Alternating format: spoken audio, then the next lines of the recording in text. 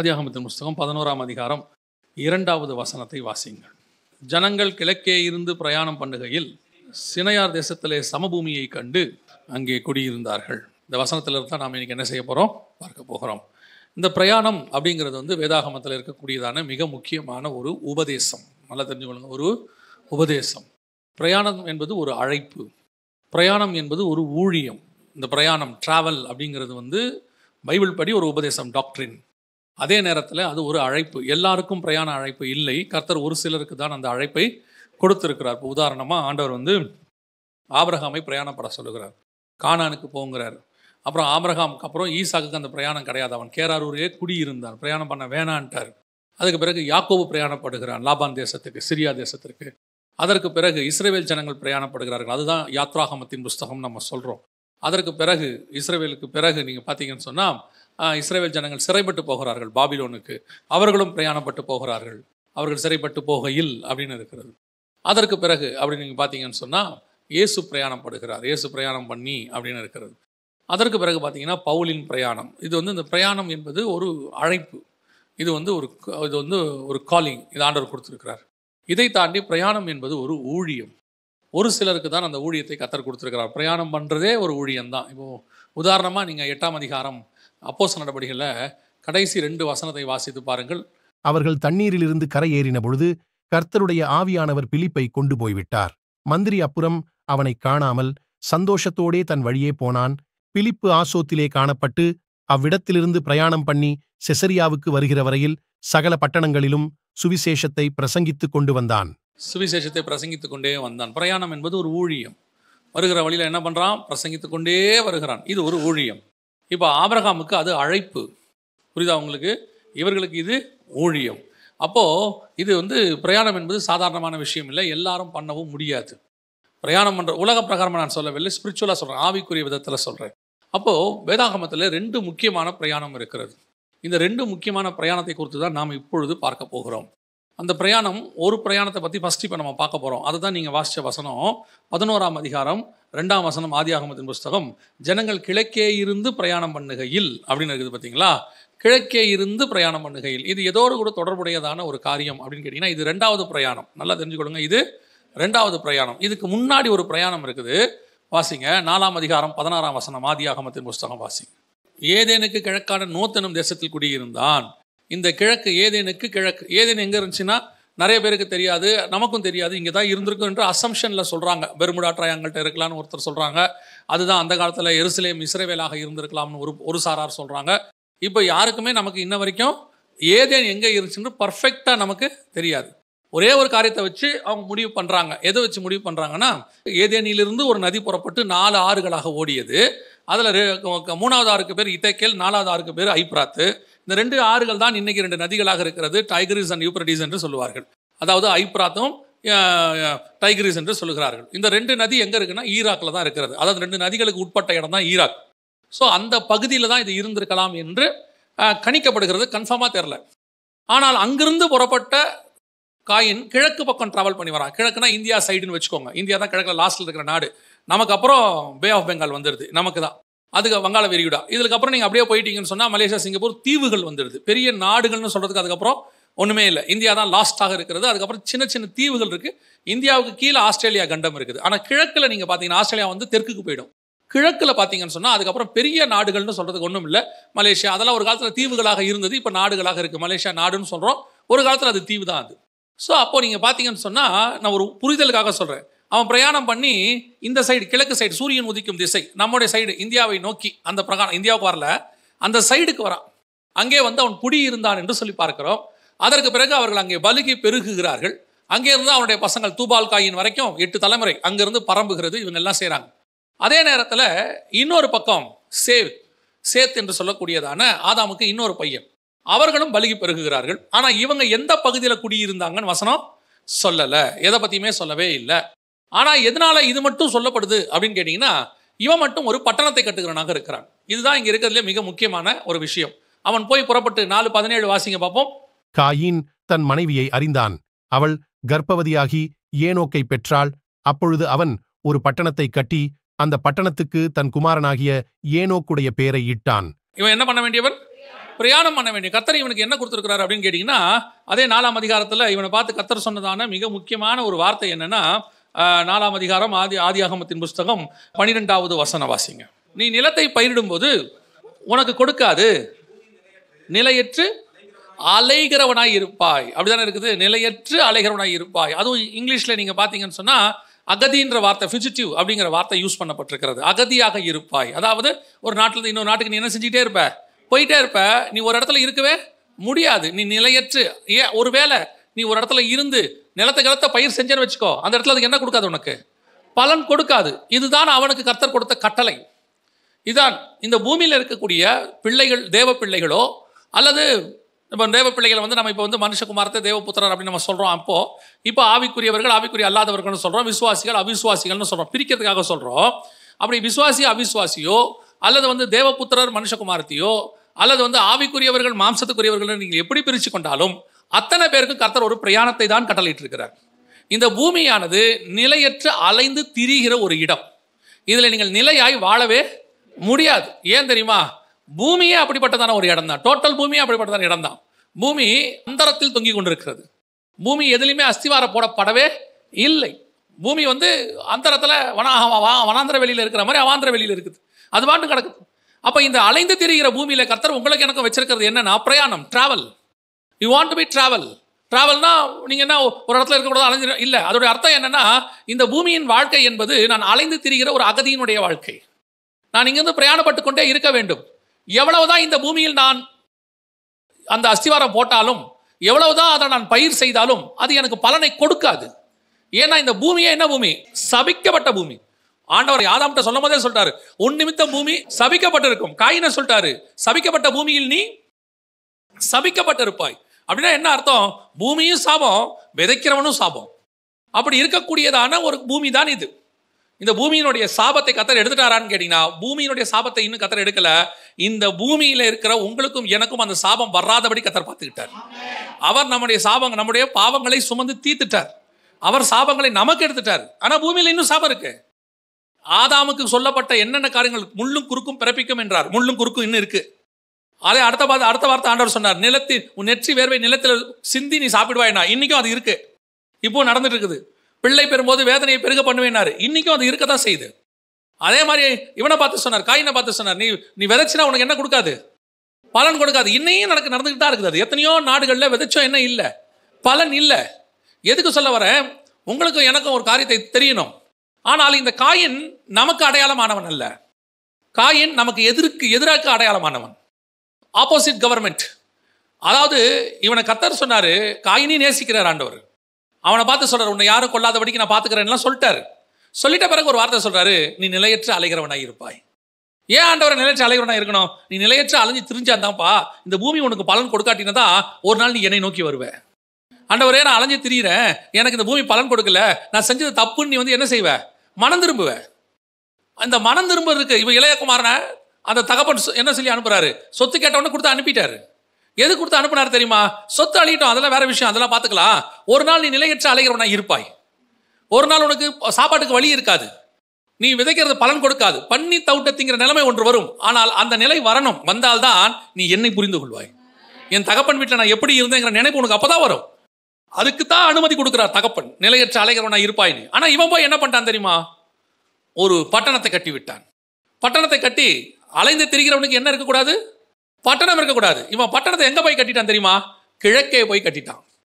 கிழக்க போய் கட்டி இப்போ இவங்க எல்லாம் பல்லிக்கு பெருகி பூமியை நிரப்பி, பூமியை எப்படி நிரப்பிட்டாங்கன்னா கொடுமையினாலும் சீர்கேடினாலும் நிரப்பி விட்டார்கள்.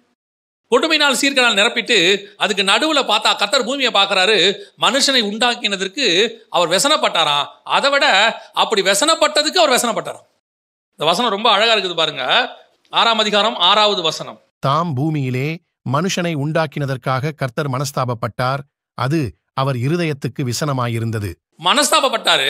அப்படி மனஸ்தாபப்பட்டது எப்படி இருக்குது? விசனமா இருக்கு. ஐயோ, இவனை நினைச்சு இவ்வளோ கஷ்டப்படுற நிலைமைக்கு நான் வந்துட்டேனே. இவனை உண்டாக்கினதுக்கு ஃபர்ஸ்ட் நினைக்கிறாரு, இவனை நான் உண்டாக்கிட்டேனேன்னு. நினைச்சதுக்கு விசனப்படுறாரு. ஐயோ, நான் இப்படி நினைச்சிட்டேனே இவனை பத்தி.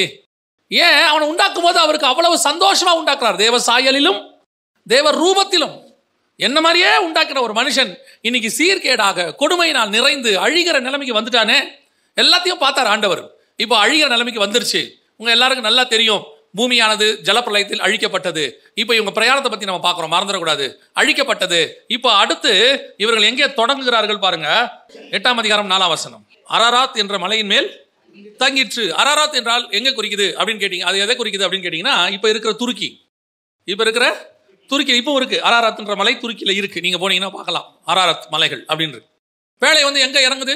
துருக்கியில இறங்குது. இவர் ஏதேனுக்கு கிழக்கே கொண்டு வந்தா என்ன பண்ணாரு? ஒரு பட்டணத்தை கட்டினார். காயின் கிழக்கு சைடு வராரு. வந்துட்டு இப்போ ஒருவேளை அது இஸ்ரேல் பக்கமா என்ன நமக்கு தெரியாது. ஆனா இப்போ பேழை எங்க தொடங்குது அப்படின்னு கேட்டீங்கன்னா துருக்கியில தொடங்குது. இதுல ஒரு பெரிய விஷயம் தெரியுமா? துருக்கிங்கிறதுக்கு பைபிள் கொடுக்குற வார்த்தை என்ன தெரியுமா? துருக்கிக்கு பைபிள் கொடுத்துருக்கிற வார்த்தை தூபாலுங்கிற வார்த்தை. தூபால் அப்படிங்கிறது யாரை குறிக்குதுன்னா இப்ப இருக்கிற துருக்கியை குறிக்குது. உதாரணமா அதே ஆதியாகமத்தின் புஸ்தகம் 10ஆம் அதிகாரத்தில் நீங்க பாத்தீங்கன்னு சொன்னா 2வது வசனம் வாசிங்க பார்ப்போம். கோமர், மாகோகு, மாதாய், யாவான், தூபால், மேசேக்கு, தீராஸ் என்பவர்கள். இதெல்லாம் இப்ப எந்த பக்கம் எங்க இருக்குது அப்படின்னு கேட்டீங்கன்னு சொன்னா, இந்த தூபால் என்பது வடக்கு பக்கத்தில் இருக்கக்கூடியதானது. எசேக்கியேல் 38:2 மனுபுத்திரனே, மேசேக் தூபால் ஜாதிகளின் தலைமையான அதிபதியாகிய மாகோகு அப்படின்ற வசனம் வருது.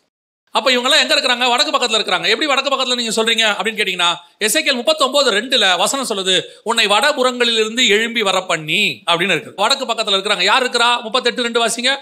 38:2. மனுபுத்திரனே, மேசேக் தூபால் ஜாதிகளின் தலைமையான அதிபதியாகிய மாகோகு தேசத்தானான கோகுக்கு எதிராக, மாகோகு தேசத்தானாகிய அப்படின்னு இருக்கு இல்லையா? அந்த 3 பேர் இங்க இருக்கிறாங்க பாருங்க. இதுல ஆதியாகமம் 10 இருக்காங்க பாருங்க. தூபால், மாகோகு, மேசேக்கு 3 பேர் இருக்கிறாங்க. இது யாருன்னு கேட்டீங்கன்னா இப்ப இருக்கிற துருக்கி, அது இருக்க பக்கத்துல இருக்கக்கூடியதான எல்லா நாடுகளையும் அங்கே குறிக்குது. அப்போ பிரயாணம் பண்ணி கிழக்கே இருந்து பிரயாணம் பண்ணவங்க அப்படியே நேரம் எங்க வந்துட்டாங்க? அப்படியே எங்க வந்துட்டாங்க? துருக்கி கிட்ட வந்துட்டாங்க. துருக்கியில வந்து பேழை இறங்கிருச்சு. பேழை இறங்கி நோவாவுடைய 3 பசங்களும் வெளியே வந்து அப்படியே திருப்பி பலுகி பெருகுறாங்க பூமியில. ஆனா பெருகும் போது எப்படி பெருகுறாங்க அப்படின்னு கேட்டீங்கன்னா, காமுடைய சந்ததியார் சபிக்கப்பட்ட சந்ததியாய் மாறிடுறாங்க. திருப்பி நோவா என்ன பண்ணிடுறாரு?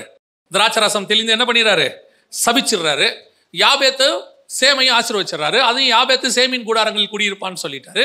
எல்லாரை விட சேம ஆசீர்வதிச்சிட்டாரு. இப்போ இவங்க எப்படி எப்படிலாம் பரவனாங்களோ அப்படியெல்லாம் இவங்க என்ன ஆயிட்டாங்க?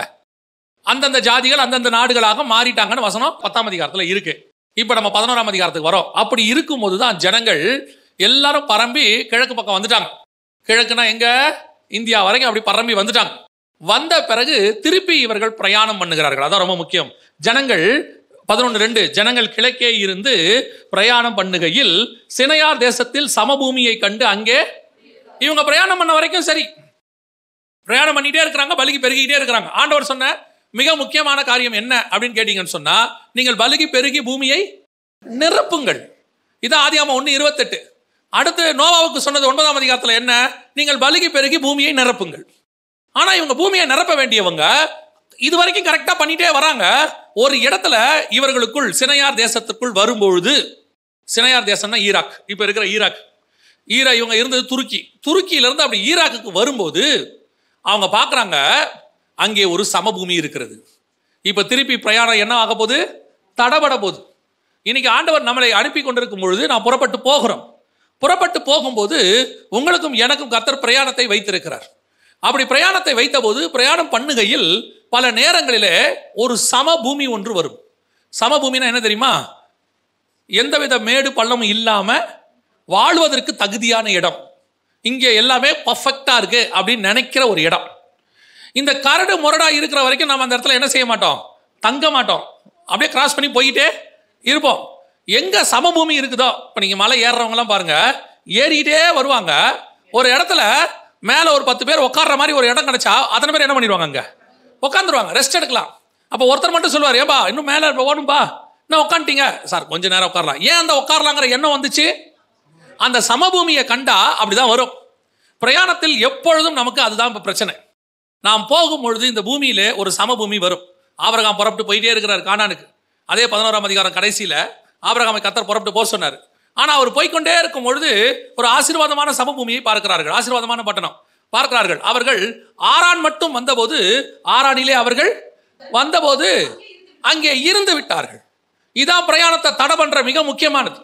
நடுவில் நமக்கு நல்ல சமமா எல்லாம் பீஸ்ஃபுல்லா அமைதியா ஒரு நல்ல வாழ்க்கை வந்தோடனே என்ன தரிசனத்தில் புறப்பட்டோமோ அந்த தரிசனம் நின்று போகும். என்ன தரிசனத்துக்காக நம்ம டிராவல ஆரம்பிச்சோமோ அந்த டிராவல் என்னவாகும்? நின்று போகும். அதில் தான் ரொம்ப கேர்ஃபுல்லாக இருக்கணும். இப்போ ஜனங்கள் டிராவல் பண்ணி அந்த டிராவலில் ஒரு இடத்துல வந்து நின்ன உடனே, அந்த இடத்துல ஸ்டாக் ஆன உடனே அடுத்த தப்பு ஒன்று வரும். உங்களுக்கு தெரியும், ஒரு ஆறு ஓடிக்கொண்டே இருக்கிற வரைக்கும் அதில் தூசி என்ன செய்யாது, தங்கவே தங்காது, அடிச்சுட்டு போயிட்டே இருக்கும். எப்போ ஒரு இடத்துல அது குட்டையாக குளமாக மாறுதோ, தண்ணி ஓட முடியாமல் ஒரு இடத்துல நிற்கிதோ, அந்த இடத்துல ஆட்டோமேட்டிக்காக என்ன வர தொடங்கும், அடுத்த தூசி பாசி எல்லாம் வர தொடங்கும். இவங்க ஜனங்க எப்போ ஒரு இடத்துல உட்கார்ந்தாங்களோ, அடுத்து கர்த்தருக்கு விரோதமான காரியங்கள் ஒவ்வொன்றாய் செய்ய ஆரம்பித்தார்கள்.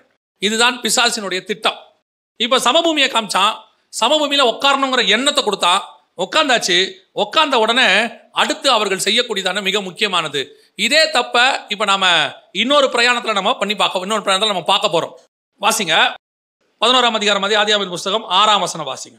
அப்பொழுது கர்த்தர், இதோ ஜனங்கள் ஒரே கூட்டமாயிருக்கிறார்கள். ஜனங்கள் ஃபர்ஸ்ட் எப்படி இருக்கிறாங்க? ஒரே கூட்டமாக இருக்கிறாங்க. அடுத்து அவர்கள் அனைவருக்கும் ஒரே பாஷையும் இருக்கிறது. அவர்கள் இதைச் செய்யத் தொடங்கினார்கள். இப்பொழுதும் தாங்கள் செய்ய நினைத்தது ஒன்றும் தடைபட மாட்டாது என்று இருக்கிறார்கள். ஃபர்ஸ்ட் இவங்களுக்குள்ள சமபூமியில வந்து உட்கார்ந்த உடனே ரொம்ப நல்லா வந்த ஒரு விஷயம் என்ன தெரியுமா? அவர்கள் ஒரே கூட்டமாய் மாறிட்டாங்க. அவங்களுக்குள்ள என்ன இல்லை, எந்த பாகுபாடும் இல்லை. நீங்க 10ஆம் அதிகாரத்தில் பார்த்தீங்கன்னா மூணு விதமான கூட்டம் இருக்கு. சேம் காம் யாபேத் இருக்குது. அதுல 3 பேருக்கும் பிரச்சனை வந்துருச்சு. வேற மூணு கூட்டமா 3 பக்கம் பிரிஞ்சிருச்சு. இப்படி பிரயாணப்பட்டு கொண்டு வருகையில் ஒரு சமபூமியை பார்த்த உடனே அத்தனை பேருக்குள்ளேயும் ஒரு ஒன்னஸ் வந்துருச்சு. என்ன வந்துருச்சு? ஒரு ஒன்னஸ். இது என்ன ஒன்னஸ் தெரியுமா? இது பிசாசுடைய ஒன்னஸ். பிசாசுக்கிட்ட ஒன்னஸ் இருக்குதா இல்லையா? இருக்கு. ஆண்டவரே சொல்றாரு, பிசாசு தனக்கு தானே பிரிந்திருந்தால் அவன் ராஜ்யம் கட்டப்படுவது எப்படி? பிசாசு எப்பவுமே எப்படி இருக்குமா? ஒன்னா இருப்பானாமா. அதனாலதான் அவன் ராஜ்யம் அவ்வளவு ஸ்ட்ராங்கா இருக்குதாமா. இப்ப அவன் பாபேலுங்கிற இடத்துக்கு வந்த உடனே அந்த இடத்துல தன்னுடைய ஆதி ஸ்தானத்தை உண்டாக்குறான். 10ஆம் அதிகாரத்தில் சொல்லப்பட்டிருக்கிறது ஆதி ராஜ்யத்துக்கான ஆதி ஸ்தானங்கள் அப்படின்னு இருக்கு. வெளிப்படுத்தல் 17:5 சொல்லுது, மகா பாபிலோன் ரகசியம் வேசிகளுக்கும் அருவருப்புகளுக்கும் தாய் எனும் நாமம் அவள் நெற்றியில் எழுதி இருந்தது அப்படின்னு இருக்கும். யாரை பத்தி? பாபிலோனை பத்தி. அந்த பாபிலோன் எங்க ஆரம்பிக்குது? 11ஆம் அதிகாரத்தில் ஆரம்பிக்குது. இங்கேதான் அந்த வேசிகளுக்கும் அருவருப்புகளுக்குமான ஆரம்பம் ஸ்டார்ட் ஆக போகுது. எங்க ஸ்டார்ட் ஆக போகுது அப்படின்னா, அவர்கள் ஒரு பட்டணத்தை கட்டத் தொடங்கினார்கள், ஒரு கோபுரத்தை கட்டத் தொடங்கினார்கள். இங்கேதான் கர்த்தருக்கு விரோதமான முதலாவது இதுக்கு ஒரு ஒன்னஸ் வருது. கர்த்தருக்கு விரோதமா செயல்படுறதுக்கு என்ன வருது? ஒரு ஒன்னஸ் வருது. இது இருக்கும், இப்போ இருக்கும், சபையில இருக்கும், வெளியே இருக்கும். வெளியே இருக்கிறவங்களாம் பாருங்க, நல்லா கவனிச்சு பாருங்க, அவங்களுக்குள்ள எவ்வளவு பிரிவினை வேணா இருக்கட்டும், ஆனா சபைக்கு விரோதமா எழும்பும் போது அத்தனை பேரும் ஒன்னா சேர்ந்துப்பாங்க, பயங்கரமா ஒன்னா சேர்ந்துப்பாங்க. கர்த்தர் நமக்கு வச்சிருக்கிற ஆட்களை தவிர நான் சொல்றேன், கர்த்தர் எப்படி நமக்கு ஒரு கோரேஸ் ராஜாவை வச்சிருப்பார், நமக்கு ஒரு அர்த்த சஷ்ட மன்னனை வச்சிருப்பார், கர்த்தர் நமக்குன்னு ஒரு குரூப்பை கண்டிப்பா வச்சிருப்பாருன்னு வச்சுக்கோங்களேன். அதை விட்டுருங்க. அதை தவிர்த்து நான் சொல்றேன், நமக்குன்னு ஒன்னா, நமக்கு அகைன்ஸ்டா, சபைக்கு விரோதமா, ஜனங்களுக்கு விரோதமானா, தேவனுக்கு விரோதமானா, அப்படியே ஒரு குரூப் ஒன்னா சேர்ந்துக்கும். சேர்ந்து அப்படியே முழுக்க இந்த ஒன்னஸ், பிசாசினுடைய ஒன்னஸ், இது சபைக்குள்ளேயும் வரும். இப்ப பாருங்க, அனனியா சப்பீரால் விஷயத்துல பாக்குறோம். சபைக்குள்ள அவன் கேட்கிறான், நீங்கள் பொய் சொல்வதற்கு ஒருமனப்பட்டது என்ன? நீங்க இப்படி பண்ணதுக்கு ஒரு ஒன்னஸ் இருக்குது. என்ன ஒன்னஸ்? பணத்தை மறைச்சு வைக்கிறதுக்கு ஒன்னஸ் இருக்குது, சர்ச்சுக்கு வராம இருக்கிறதுக்கு ஒன்னஸ் இருக்குது. அதுவே சபைக்கு வராம அன்னைக்கு கல்யாணத்துக்கு போறதுக்கு ஒன்னஸ் இருக்குது. ஆனா சபைக்கு வரணுங்கிறதுக்கு ஒன்னஸ் இருக்காது. 2 பேரும் சண்டை போட்டுக்கிட்டே வருவாங்க சர்ச்சுக்கு. பார்த்துருக்கீங்களா? அந்த ஞாயிற்றுக்கிழமை கல்யாணம் இருக்கும், 2 பேரும் ஒருமனப்பட்டு சொல்லுவாங்க, ஞாயிற்றுக்கிழமை கல்யாணத்துக்கு என்ன பண்ணலாம், பரவாயில்லப்பா நம்ம கல்யாணத்துக்கு போயிட்டு வந்துருவோம், வேணா நம்ம சண்டே சாயங்காலம் போய்க்கலாம். ஒன்னஸா பார்த்தீங்கன்னா 2 பேரும் ஒரே மாதிரி ட்ரெஸ் போட்டு ஒரே மாதிரி எல்லாம் அலங்காரம் பண்ணி ஒரே பைக்கில் ஏறி சந்தோஷமா போவாங்க. ஆனால் சர்ச்சுக்கு வரும்போது பாருங்க, சண்டை போட்டே வருவாங்க. ஒன்றுத்தையும் எடுத்து வைக்க மாட்டேங்கிறீங்க, அதை பண்ண இது பண்ண மாட்டீங்க. நீங்கள் சண்டை நிறைய வீட்டில் சர்ச்சுக்கு போகிற அன்னைக்கு சண்டையோட தான் வரும். சபைக்கு வரும்போது ஒன்னஸ் இருக்க மாட்டேங்குது. ஆனால் சபைக்கு விட்டு வெளியே போகிற விஷயத்தில் எல்லாத்துலையும் கடன் வாங்குறதுல ஒன்னஸ் இருக்குது இல்லை, அப்புறம் எங்கேயாவது போகிறதுல ஒன்னஸ் இருக்குது. ஆனால் சபைக்கு வர விஷயத்தில் கர்த்தருடைய காரியங்கள்ல என்ன இல்லை? ஒன்னஸ் இல்லை. அதான் இவர்கள்ட்ட இருந்துச்சு. கர்த்தர் பார்க்குறாரு, இவர்கள்ட்ட இருந்த மிக முக்கியமான விஷயம் ஒன்னஸ். 2வது, அவர்களுக்குள் என்ன இருக்குது? ஒரே பாஷை. ஒரே பாஷை என்பது மிக முக்கியமான விஷயம். அதாவது இவன் சொல்றது அவனுக்கு புரியுது, அவன் சொல்றது இவனுக்கு புரியுது. பல பேருக்கு பல பிரசங்கியார் பேசுறது என்ன செய்யல, புரியல. நான் இப்பவும் சொல்றேன், பல நேரத்தில் சிலர் பேசுகிறதை அவர்களுக்கு புரிய வைப்பது கர்த்தருடைய கரத்தில் தான் இருக்கிறது. நம்ம தமிழ்ல பேசிட்டோன்றதுனால அவனுக்கு தமிழ்ல புரிஞ்சிடாது, இங்கிலீஷ்ல பேசிட்டோங்கிற. இப்ப நீங்க யோசித்து பாருங்க, எத்தனை டீச்சர் பாடம் எடுக்கிறாங்க, 4 பேருக்கு தானே புரியுது, மிச்சம் இருக்கிற 36 பேருக்கு புரியல பாருங்க. அவன் வந்து என்ன சொல்றான், எங்க டீச்சர் எடுக்கிறது எனக்கு புரியவே இல்லை. ஏன் புரியலை அப்படின்னா, அவங்க எல்லாருக்கும் எடுக்கிற மாதிரி தான் எடுக்கிறாங்க. ஆனா புரிதல் என்பது ஒவ்வொருத்தருக்கும் மாறு. ஆனா தேவனுக்கு விரோதமா கோபுரம் கட்டுறதுக்கு, தேவனுக்கு விரோதமா காரியங்கள் செய்வதற்கு அவர்களுக்கு எல்லாம் நல்லா புரியுது. அவங்க சொல்றது ஒருத்தருக்கு ஒருத்தர் என்ன செய்யுது, நல்லா புரியுது. அவன் பேசுறது நல்லா புரியுது. நம்ம இப்படித்தான் செய்யணும். கர்த்தருக்கு விரோதமான காரியத்தில் எவ்வளவு இருக்கு பாருங்க. நான் நினைப்பேன், தேவனுக்கு விரோதமாய் பேசக்கூடிய காரியங்கள் ஒரே மொழியோ வேற மொழியோ, ஆனா பிசாசு அவர்களுக்குள் ஒரு ஒன்னஸ் கொடுத்ததுனால அவர்களுக்குள் ஒரு புரிதல் இருக்கிறது. நிறைய நேரங்களில் ஒரே பாஷையாக இருந்தாலும் பேசுவது அடுத்தவனுக்கு ரீச் ஆகிறதுங்கிறது பெரிய விஷயம். பேச்சு எப்படி இருக்கிறோம்னா, ஒரே மொழியாக இருந்தாலும் ஈஸியாக புரியணும், ரீச் ஆகணும். இது யாருக்கிட்ட இருக்குது தெரியுமா? பிசாசுக்கிட்ட இருக்குது. பிசாஸ்கிட்ட இருக்குது. நம்ம ஆளுங்க இருக்கிறாங்க பாருங்க, நம்ம டேலண்ட் எல்லாம் காட்டுவாங்க, ஒரே லாங்குவேஜ் தான். ஆனால் பிசாசுக்கு ரொம்ப தெளிவாக தெரியும், நான் ஒரே லாங்குவேஜ், நான் அவனை அந்த லாங்குவேஜில் புரியும்படி வைத்திருக்கிறேன். நீங்களும் நானும் ஒரே மொழி உள்ளவர்களாக இருந்தாலும் நம் பேசுகிறது அவர்களுக்கு புரிகிறதா என்பது ரொம்ப முக்கியம். புரிதல் ஒன்னஸோட அடுத்து என்ன வரணும்? புரிதல் வரணும். கடைசியாய் அவர்களுக்குள் இருந்ததான ஒரு சுபாவம் என்ன அப்படின்னு வசனம் சொல்லுது, இப்பொழுதும் தாங்கள் செய்ய நினைத்தது ஒன்றும் தடைபடாது என்று இருக்கிறார்கள். நான் நினைச்சா அது கண்டிப்பா செஞ்சுருவேன், என்னால அதை செய்யாமல் சிலருக்கெல்லாம் அந்த பெருமை உண்டு. இது ஒரு வகையான பெருமை. இந்த வார்த்தை யாருக்கு தெரியுமா? நான் செய்ய நினைத்தது தடைபடாதுங்கிறது கர்த்தருக்குரியது. யோபுவின் புஸ்தகம் வாசிங்க, 42:2 வாசிங்க. தேவரீர் சகலத்தையும் செய்ய வல்லவர், நீர் செய்ய நினைத்தது தடைபடாது. தேவன் செய்ய நினைத்தது மட்டும்தான் தடைபடாது. நாம தடைபடாதுன்னு நினைச்சுக்கிட்டு செஞ்சோம்னா என்னால முடியும், நான் செஞ்சிட்டேனா, நான் இறங்கிட்டேனா அது அவ்வளவுதான், நான் கையை வச்சா அதை முடிக்காம விட மாட்டேன், நான் ஒரு வேலையில வந்துட்டேனாங்க அது அப்படித்தான். இது கான்ஃபிடென்ட், ஓவர் கான்ஃபிடென்ட் எல்லாம் தாண்டி பெருமைக்குள்ள போயிடுது. நான் நடந்த ஒரு சம்பவத்தை சொல்றேனே. நம்ம யூஸ்வலா இந்த கீழே இருக்கக்கூடிய பேனா இதெல்லாம் இருக்குல்ல, இதெல்லாம் ஒரு குழந்தை கூட என்ன செஞ்சிடும், எடுத்துரும்ல. ஒரு நல்ல ஆக்டிவா இருந்தார் ஒரு மனுஷன், திடீர்னு உட்காந்துக்கிட்டு இருந்தார், நல்லா எழுந்திருக்கும் போது அது மொத்தம் லாக் ஆயிருச்சு. எழுந்திரிச்சவர் இப்படியே நிற்கிறார், அவ்வளோதான். அடுத்த ஸ்டெப் இப்படி வைக்க முடியல. நம்ம அவரை பார்க்கும்போது தான் எனக்கு தோணுச்சு, ஆள் நல்லா ஜெய்ஜாண்டிக்காக இருக்காரு, நல்ல மனுஷன், அவர் மேலே எந்த குறையும் கிடையாது, நல்ல மனுஷன். ஆனால் சில நேரங்களில் கர்த்தர் கிருபை இல்லாவிட்டால் ஒரு ஸ்டெப்பை கூட நம்ம வைக்க முடியாது. அவருக்கு பாவம், அவருக்கு வேற ஒரு பலகீனம்னு வச்சுக்கோங்களேன், அவருக்கு அப்புறம் இப்போ சரியாயிருச்சு. பொதுவாக சில நேரத்தில் நாம் என்ன நினைக்கிறோம், பெரிய பெரிய காரியத்தை நினைக்கிறோம். நான் சொல்கிறேன், கீழே விழுந்த பேனாவை கூட குனிஞ்சு எடுக்கணும்னா கர்த்தருடைய கிருபைன்னு ஒன்று வேணும். எத்தனையோ பேருக்கு நின்ன மேனிக்கு லாக்கில் இருக்கிறான், குனிஞ்ச மேனிக்கு லாக்கில் இருக்கிறான். நாம் குனிஞ்சவங்க நிமிர்றதே கிருபை தான். நான் செஞ்சா தடைபடாது, நான் கண்டிப்பாக எடுத்தா முடிச்சுட்டு தான் வைப்பேன், இல்லைங்க, எதுவுமே இல்லைங்க நம்மக்கிட்ட. எந்த நேரத்தில் எதுவாகும், அதுவும் இந்த கடைசி காலம் இருக்குது பாருங்க, சரீரம்லாம் ஒன்றுமே இல்லை நமக்கு. நல்லா சிக்கன் சாப்பிட்டு வெறும் பஞ்சு மாதிரி கிடக்கு, ஒரு ஸ்ட்ராங்கும் இல்லை, எலும்புமே ஸ்ட்ராங் இல்லை. இப்போ நம்ம அம்மாக்கள்லாம் அந்த காலத்தில் எத்தனை தடவை கீழே விழுந்து எழுந்திரிச்சாங்க, நம்ம எத்தனை தடவை கீழே விழுந்து எழுந்திரிச்சோம். இப்போ இருக்கிற பிள்ளைங்க பாருங்க, ஒரு தடவை விழுந்த உடனே எலும்பு உடஞ்சிடுது, உடனே ஏர் கிராக், உடனே. நம்மலாம் எந்த மாடியிலேருந்து கீழே விழுந்து, வண்டியிலேருந்து கீழே விழுந்து தள்ளி விட்டு என்ன பண்ணாலும் கர்த்தருடைய கிருபையில நமக்கு ஒன்றும் ஆகாமல் இருந்துச்சு.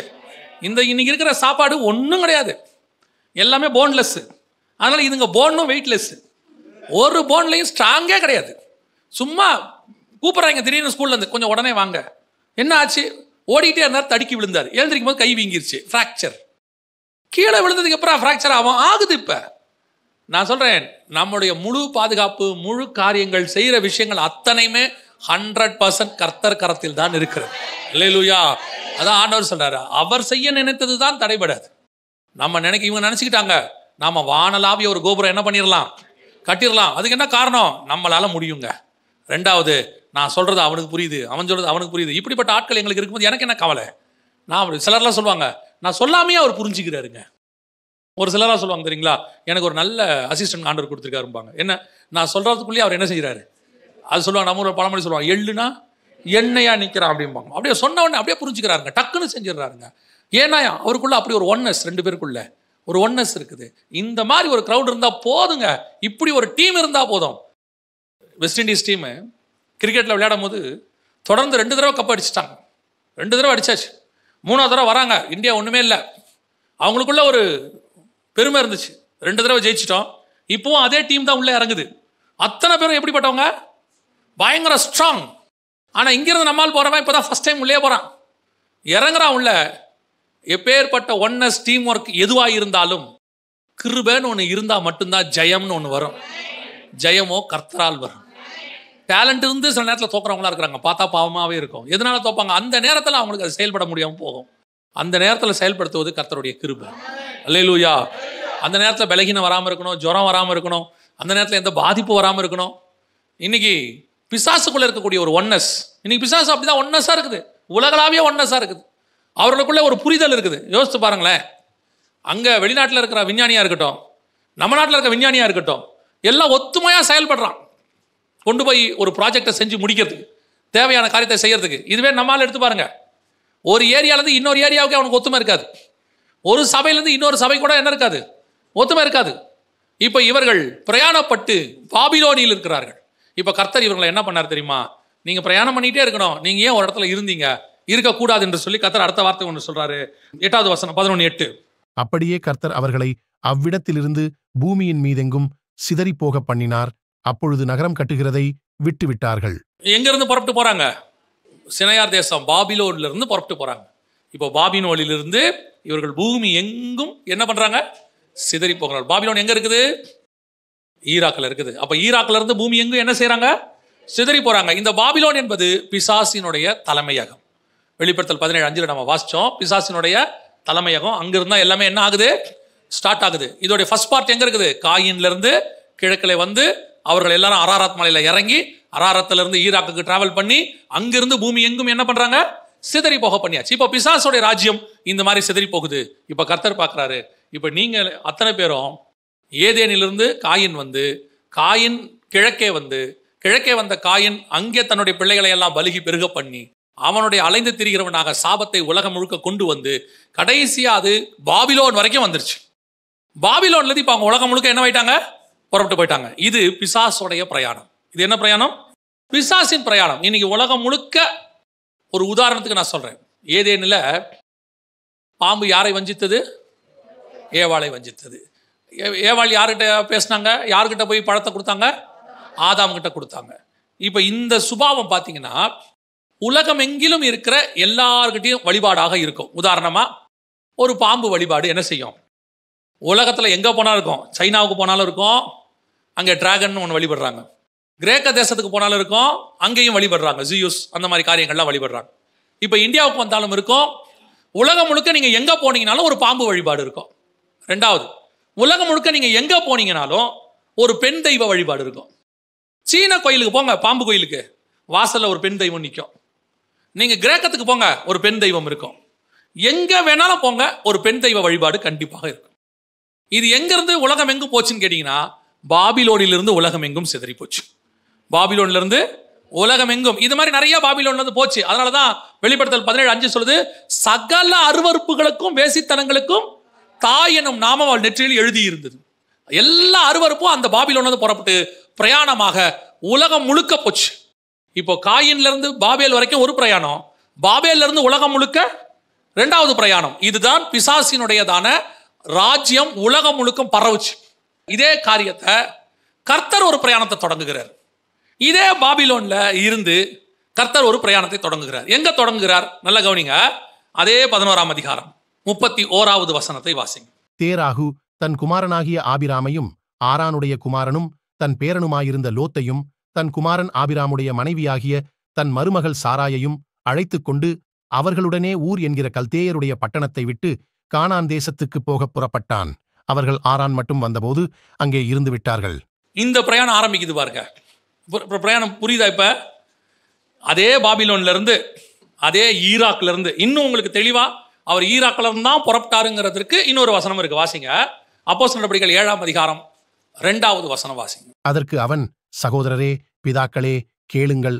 நம்முடைய பிதாவாகிய ஆபிரகாம் காரானூரிலே குடியிருக்கிறதற்கு முன்னமே மெசொப்பொத்தாமியா நாட்டிலே இருக்கும்போது மகிமையின் தேவன் அவனுக்கு தரிசனமாகி. மெசொப்பொத்தாமியா நாடு இருக்கு இல்லையா? மெசொப்பொத்தாமியா அப்படின்னா 2 நதிகளுக்கு உட்பட்ட இடம் அப்படின்னு அர்த்தம். அந்த 2 நதிகள் வேற எதுவும் இல்லை, யூப்ரடிஸ் அண்ட் டைகிரிஸ் தான். அங்கிருந்து தான் அவங்க புறப்படுறாங்க. ஒரு பிரயாணம் காயின் முதல் பாபேல் வரை, அடுத்து பாபேல் முதல் உலகம் எங்கும். இப்போ அடுத்த பிரயாணம் புறப்படுறாங்க இவங்க, நல்ல கவனிங்க. அடுத்த பிரயாணம் புறப்படுறாங்க. எங்கிருந்து? அதே பாபிலோனிலிருந்து புறப்படுறாங்க. எங்க போக புறப்பட்டார்கள்? கானான் தேசத்துக்கு போக புறப்பட்டார்கள். ஆனால் வரும்போது எங்கே இருந்து விட்டார்கள்?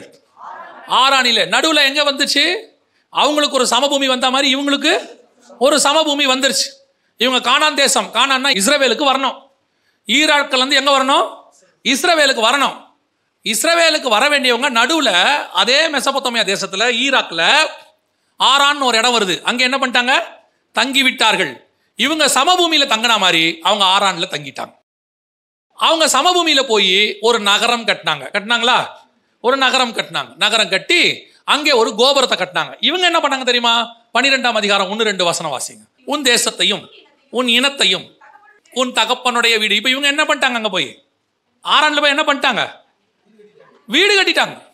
தகப்பனுடைய வீட்டையும் விட்டு அங்க இவங்க பிரயாணப்பட்டு போக வேண்டியவங்க. இவங்க பிசாசினுடைய மக்கள் பிரயாணம் எல்லாருக்கும் ஒண்ணுதான், அத்தனை பேருக்கும் ஒண்ணுதான். பிரயாணப்பட்டு போக வேண்டியவர்கள் சமபூமியை கண்டு நகரம் கட்டி அங்கே கோபுரத்தை கட்ட முயற்சி செய்தது போல இவர்கள் கானானுக்கு போக வேண்டியவர்கள். இவங்க என்ன பண்ணிட்டாங்க? ஆரானில சமபூமி எங்க போய் போன உடனே அந்த இடத்துல ஒரு வீடை கட்டி, அது மட்டும் இல்ல, வீடு கட்டினது மட்டும் இல்ல, அந்த இடத்துல சில காரியங்களை அவர்கள் செய்தார்கள். என்ன செஞ்சாங்க பாருங்க, 5வது வசனம். ஆபிராம் தன் மனைவியாகிய சாராயையும் தன் சகோதரனுடைய குமாரனாகிய லோத்தையும் தாங்கள் சம்பாதித்திருந்த தங்கள் சம்பத்தெல்லாவற்றையும் ஆரானிலே சவதரித்த மனிதர்கள். கானானுக்கு போக வேண்டியவன் ஆரானில் உட்காந்து சம்பாதிக்கிறான். இதுதான் இன்னைக்கு நம்முடைய பிரயாணத்தினுடைய ஃபர்ஸ்ட் பார்ட். காயினுடைய பிரயாணத்திலிருந்து வந்த ஃபர்ஸ்ட் பார்ட். அதே மாதிரி ஆபிரகாம் பிரயாணம் ஃபர்ஸ்ட் பார்ட். நமக்கு கானானுக்கு வருவது, வரவேண்டியவர்கள் வழியிலே ஆரானை பார்த்து ஆரானிலே நல்ல வீடெல்லாம் கட்டி அங்கே சம்பாதிச்சு ஆட்களை அடிமைகளை சம்பாதிச்சு நல்ல செட்டில் அங்கேயே. இப்ப கர்த்தர் சொல்றாரு, உன்னை நான் எதுக்கு கூப்பிட்டேன்? அவன் அலைஞ்சு திரிஞ்சு இருக்கிற வேண்டியவன், ஆனா உனக்கு நான் வேற ஒரு வேலை வச்சிருக்கிறேன். நீயும் அலைஞ்சு திரிய வேண்டியவன் தான், ஆனா நீ சபிக்கப்பட்டவன் கிடையாது, ஆசீர்வதிக்கப்பட்டவன். கர்த்தர் என்ன சொல்ற? ஆபிரகாமை பார்த்து 12ஆம் அதிகாரத்தில் ஆபிரகாமை பார்த்து கர்த்தர் சொல்ற வார்த்தை என்ன? 2வது வசனம். நான் உன்னை பெரிய ஜாதியாக்கி உன்னை ஆசீர்வதித்து. இங்க சபிக்கப்பட்டவனும் பிரயாணம் பண்ணணும், இங்கே ஆசீர்வதிக்கப்பட்டவனும் பிரயாணம் பண்ணணும். பிரயாணம் ஒண்ணுதான். வீடு கட்டி வாழ்வது ஆசீர்வாதம் அல்ல, எனக்கு கொடுக்கப்பட்ட வேலையை செய்து முடிப்பதுதான் எனக்கு ஆசீர்வாதம். இன்னைக்கு எது நடந்துட்டு இருக்குது? இன்னைக்கு அவனுக்கும் எனக்கும் கம்பேர் பண்ணிக்கிறோம். ஏங்க, அவரு பயிரிடுறது எல்லாம் சாபமா மாறும், ஈசாக்கு பயிரிடுறதெல்லாம் ஆசீர்வாதமா மாறும். அவரு அலைஞ்சு தெரிவாரு, நான் வீடு கட்டுவேன். இல்லைங்க, உங்களுக்கும் எனக்கும் கர்த்தர் வச்சிருக்கிறது ஒரு பிரயாணம். ஒரு பிரயாணம். இந்த பிரயாணத்துல எனக்கு ஒரு ஆசீர்வாதம் உண்டு. என்ன பிரயாணத்துல ஆசீர்வாதம் உண்டு? அவன் போய் கால் பதிக்கிற இடத்துல முளைக்காது. நான் கால் பதிக்கிற தேசம் எல்லாம் எனக்கு சொந்தமாகும். நீ எழுந்து நட, நீ நடக்கிற தேசத்தின் நீளம் அகலம் எந்த மட்டும் அந்த மட்டும் நட, அதை நான் உனக்கு தருவேன். நான் நடக்கிற இடமே ஆசீர்வாதமா மாறிடும். அப்ப என்னுடைய வேலை எவ்வளவு முடியுமோ அவ்வளவு நடக்கணும். பாருங்களேன், இன்னைக்கு நான் நடக்க மாட்டேங்கிறேன், ஒரு ஆறான பாத்துறேன். ஒரு அத்தனை பேருடைய மோட்டிவ் என்ன? இந்த கடைசி காலத்துல ஊழியக்காரன் ஆரம்பிச்சு விசுவாசி வரைக்கும் மோட்டிவ் என்ன? ஒரு இடத்துல செட்டில் ஆகணும், செட்டில் ஆகணும். செட்டில் ஆகணும் என்று நினைக்கிற விசுவாசியும் ஊழியக்காரனும் தேவ பிரயாணத்தில் இல்லை என்று அர்த்தம். இல்ல, பிரயாணத்திலே இல்லை. நீங்க நாம எதுக்கு செட்டில் ஆகணும்? இங்க நல்லா தெரியுது, இயேசு வர போறார், நான் போறேன். இது ஒரு குரூப். சரி, இயேசு வராருன்றதே விட்டுருங்க. ஐயா, ஒரு வாரத்துக்கு லேட் ஆகுங்க, சும்மா இப்பெல்லாம் ரைட், அதே விட்டுருங்க. நீங்க எத்தனை வருஷம் இருக்க போறீங்க? எத்தனை வருஷம் இருக்க போறீங்க? இயேசு வரது டிலே ஆகட்டும், எத்தனை வருஷம் இருக்க போறீங்க?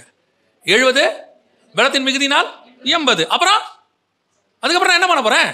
கன்ஃபார்மா அந்த பூமியை விட்டு போறேன். 80, 90, 92 நான் போகத்தானே போறேன். அப்புறம் எப்படி இந்த பூமியில நான் செட்டில் ஆவேன்? நான் பேசுவேன். செட்டில்மெண்ட்னா என்ன? இந்த பூமியிலேயே இருக்கிறவன் தான் செட்டில்மெண்ட். அப்ப நான் ஏன் செட்டில் ஆகணும்னு நினைக்கிறேன்? அடுத்து 3வது கேட்டகரி. நான் போவேன், என் பிள்ளைகளுக்கு வச்சுட்டு போவேன். சரி, நீங்க சம்பாரிச்சு உங்க பிள்ளைகளுக்கு வச்சுட்டீங்க, சரியா? பையனுக்கு வீடு கட்டி கொடுத்துட்டீங்க, பையனுக்கு படிப்பு கொடுத்துட்டீங்க, நல்ல பேங்க் பேலன்ஸ் ஒரு 50 லட்ச ரூபா 1 கோடி ரூபா வச்சு கொடுத்துட்டீங்க, நல்ல ஆஸ்தி வீடெல்லாம் வாங்கி போட்டுட்டீங்க. அவன் என்ன பண்ணுவான்? அவன் 2 வேலை பண்ணுவான், 2மே பாவமா இருக்கும். அவன் 2 பண்ணுவான், 2 பண்ணாலும் அது என்னவா இருக்கும்? பாவமா இருக்கும். ஒன்று, உங்களை மாதிரியே அவனும், உங்களை மாதிரியே அவனும் இன்னும் ஒரு வீடு கட்டி, இன்னும் லேண்டு வாங்கி, இன்னும் நகை வாங்கி. அதுக்கு பேர் பொருளாசை, பணத்தாசை இல்லை? இல்லை, அது பாவம் தானே. அதாவது எங்கிட்ட கர்த்தர் கொடுத்ததை தவிர வேறு எது இருந்தாலும் அது பாவம் தான். கர்த்தர் எனக்குன்னு நியமிச்ச ஒன்று இருக்கும், அதை எனக்கு ஏகா என்ன கொடுத்தானோ அதுதான் நம்ம பிரயாணத்தில் இருக்கணும். கன்னி மாடத்திலிருந்து அரண்மனைக்கு போகிறவங்ககிட்ட என்ன இருக்கணும்? ஏகா கொடுத்ததான் இருக்கணும், கேட்டு வாங்கினது இருக்கக்கூடாது. இங்கே அப்படியே தன்னைத்தானே பலுகி பெருகிறக்கணும். ரெண்டாவது தப்பு செய்வான் பையன். இது முதல் தப்பு. ரெண்டாவது தப்பு செய்வான். நீங்கள் வீடு வச்சுட்டீங்க, நல்லா பேங்க் பேலன்ஸும் வச்சுட்டீங்க, சொத்தையும் வச்சுட்டீங்க. நீங்கள் போகிறதுக்குள்ளே நான் கண்ணை மூடுறதுக்குள்ளே ஒரு கல்யாணத்தை பண்ணணும்னு நினச்சி அதையும் பண்ணி வச்சுட்டீங்க. இப்போ அவன் என்ன பண்ணுவான்? சோம்பேறியாகி என்ன பண்ணுறதுன்னு தெரியாமல் பாவியாகி எல்லா பாவத்தையும் செய்ய தொடங்கிடுவான். குடிகாரனாகி அடுத்தா தான் செய்வான். அவனுக்கு தான் ஒரு கஷ்டம் இல்லையே. 45 வயசுல ஹார்ட் அட்டாக் வந்துடும் அவனுக்கு. ஏன்? உட்காந்து சும்மா திங்கிறவனுக்கு என்ன ஆகும்? அதான் நடக்கும். உங்க வாழ்க்கைக்கு நீங்க உழைச்சிங்க, சம்பாரிச்சிங்க, ஏதோ பசங்களுக்கு படிப்பை கொடுத்தீங்க. அவன் வாழ்க்கைக்கு அவனை உழைக்க சொல்லுங்க. பாருங்க, அவன் உடம்பும் நல்லா இருக்கும், வாழ்க்கையும் நல்லா இருக்கும். ஒரு தலைமுறையே சோம்பேறியா மாத்தனவங்க, ஒரு தலைமுறையே அப்படியே வேலை செய்ய விடாம பாடியெல்லாம் கெடுத்தவங்க இன்னைக்கு அப்படிதான் இருக்கு. இப்ப பாருங்க, நீங்க ஆபிரகாம் செல்வ சீமானா இருந்தாரா இல்லையா? இருந்தாரா இல்லையா? இருந்தார். ஆபிரகாமின் ஆசீர்வாதம் யாருக்கு வந்திருக்கணும்? யாருக்கு வந்திருக்கணும்? ஈசாக்கு வந்திருக்கணுமா இல்லையா? வாசிங்க 26ஆம் அதிகாரம் 12-13 வாசிங்க. ஈசாக்கு அந்த தேசத்தில் விதை விதைத்தான். கர்த்தர் அவனை ஆசீர்வதித்ததினால் அந்த வருஷத்தில் 100 மடங்கு பலனடைந்தான். அவன் ஐசுவரியவானாகி வரவர விருத்தியடைந்து மகா பெரியவனானான். அப்ப ஆபிரகாமுடைய ஆசீர்வாதம் எங்க? அது எங்க? கீழே படிச்சுட்டே வந்தீங்கன்னா தெரியும். தன் தகப்பன் ஆபிரகாம் வெட்டின துறவை எல்லாம் அவர்கள் மூடி போட்டார்கள். அந்த ஊரை விட்டு அவனை துரத்தி விட்டார்கள். அவன் வேற ஊர்ல போய் குடியிருந்தான். அப்படித்தானே இருக்குது. இவன் வர வர ஐஸ்வர்யனாகி, அப்படின்னா என்ன அர்த்தம்? அப்பாவுடைய சொத்து அவனுக்கு வந்துச்சு, அது கையில நிக்கல, எதிரிகள் தூர்த்து போட்டாங்க. இப்ப இவன் என்னவாயிட்டான்? இவன் உழைச்சி இவன் ஐஸ்வர்யவன் ஆகிட்டான். சரி, இவன் ஐஸ்வர்யன் ஆகிட்டான்ல. அப்ப ஈசாக்குடைய சொத்து யாருக்கு போயிருக்கணும்? யாக்கோபுக்கு தானே போகணும். அவன் தானே சேஷ்டபுத்திர பாகத்தையும் அவன் வாங்கிட்டான், ஈசாக்கிட்ட இருந்து ஆசீர்வாதத்தையும் அவன் வாங்கிட்டான். அப்போ ஈசாக்குடைய மொத்தம் யாருக்கு போனோம்? ஆனா யாக்கோபு எங்க இருந்தாரு? சிரியா தேசத்துல லாபான் வீட்டுல ஆடு மேய்ச்சின்னு இருக்கிறார். இப்ப இந்த சொத்து யாக்கோபுக்கு வந்துச்சா, இல்ல யாக்கோபு சொத்து சம்பாதிச்சிட்டு வந்தாரா? யாக்கோபு இரு பரிவாரங்களோடு கூட வர்றாரு. அப்ப ஈசாக்குடைய சொத்து யாருக்கு வரல? அடுத்த தலைமுறைக்கு அவனுக்கு வரல, ஆசீர்வதிக்கப்பட்டவனுக்கு வரல. சரி, யாக்கோபு யாருக்கு வரணும்? யோசேப்பு தான் சேஷ்டபுத்திர பாகம் பைபிள் சொல்லுது. அப்ப அவனுக்கு தானே வரணும். யோசேப்பு எங்க இருந்தாரு? எகிப்துல. அவர் அங்க என்னவா இருந்தாரு? யோசேப்பு என்ன ஆயிட்டாரு? அங்க பிரதமர் ஆயிட்டாரு. பிரதமர் ஆயாச்சு. அவர் இவங்களை போஷிக்கிற அளவுக்கு வந்துட்டாரு. யோசேப்பு கடைசியில் எங்க செத்து போனாரு? எகிப்துல செத்து போனாரு. அப்போ ஆபிரகாமின் ஆசீர்வாதம், உலக பிரகாரம் ஐஸ்வர்யம் யாருக்கு வரல? ஈசாக்கு யாருக்கு வரல? யாக்கோபு யாருக்கு வரல? அப்ப எது வந்துச்சு? கர்த்தர் தலைக்கு மேல வச்சிருந்த ஆவிக்குரிய ஆசீர்வாதங்கள் அத்தனையும் அப்படியே அவங்க மேல வந்துச்சு. அது அவர்களை உலக பிரகாரமாயும் ஆசீர்வதிச்சு. அதுக்கு அவன் தான் உழைக்கணும். அவன் உழைச்சாதான் அது ஆசீர்வாதம். இப்ப இருக்க நிலைமை என்ன தெரியுமா? அப்பாக்கள் வாழ்ந்தீங்களா, நல்லா சாப்பிட்டீங்களா, பசங்களை படிக்க வச்சிங்களா, நிம்மதியா போங்க. அதே மாதிரி அவனும் சம்பாரிச்சா வச்சுங்க, யாரும் எந்த கேள்வியும் கேட்க முடியாது. இது எங்க அப்பா அதுன்னு யாரும் சொல்ல முடியாது. நீங்க தைரியமா சொல்லலாம், எந்து கர்த்தர் எனக்கு கொடுத்தது, என் தேவனாகிய கர்த்தர் எனக்கு கொடுத்தாரு நீங்க சொல்லலாம். நீங்க போங்க, உங்க பசங்களை கர்த்தர் ஆசீர்வதிப்பார்.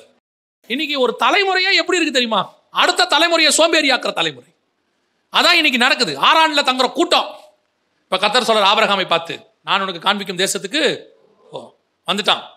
இஸ்ரவேல் தேசத்துக்கு வந்தாச்சு, கானானுக்கு வந்தாச்சு. இப்போ இங்கு இருந்து அவர்கள் பாபிலோனுக்கு வந்த மாதிரி இவங்க எங்க வந்துட்டாங்க? கானானுக்கு வந்துட்டாங்க. இப்போ கானான் தேசம் தான் என்னது? கானான் என்பது எதை குறிக்குது? இஸ்ரவேலை குறிக்கிறது. இஸ்ரவேல் தேசத்துக்கு வந்தாச்சு.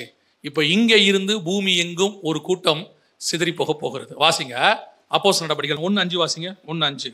ஆகையால் நீங்கள் எருசலேமை விட்டு போகாமல் என்னிடத்தில் கேள்விப்பட்ட பிதாவின் வாக்குத்தத்தம் நிறைவேற காத்திருங்கள் என்று கட்டளையிட்டார். பிதாவின் வாக்குத்தத்தம் என்னது?